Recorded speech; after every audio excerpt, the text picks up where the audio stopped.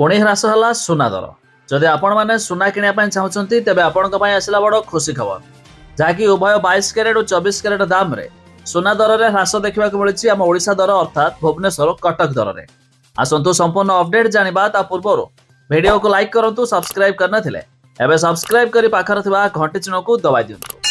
तेबे आज कटक और भुवनेश्वर सुना दर में परिवर्तन रही गतकाली अपेक्षा आज कमी सुना दर। तेबे आज भुवनेश्वर में 10 ग्राम 24 कैरेट सुना दर 78,760 टंका रही। सेहीपरि 22 कैरेट सुना दर मूल्य आज 10 ग्राम पिछा 72,200 टंका रही।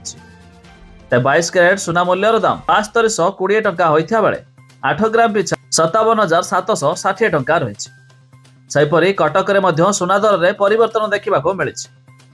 22 कैरेट सुना मूल्य आज 10 ग्राम पिछा 72,200 टंका रही। सेहीपरि 22 कैरेट सुना मूल्य 1 ग्राम पिछा 7220 टंका देखा मिली। छड़ा रूपा दर में ह्रास देखा मिली। तेज शुद्ध रूपा 1 ग्राम पिछा 102 टंका रही बेले 8 ग्राम पिछा 816 टंका एमतीक 100 ग्राम पिछा 10,200 टंका और 1 केजी पिछा 1,02,000 टंका बिक्री होछि। तेज जहाँकि सुना दर में ए ह्रास देखा मिलूँ। तेज आपण मतामत जनातु केते टंका सर्वनिम्न सुना हेले भल हेबो।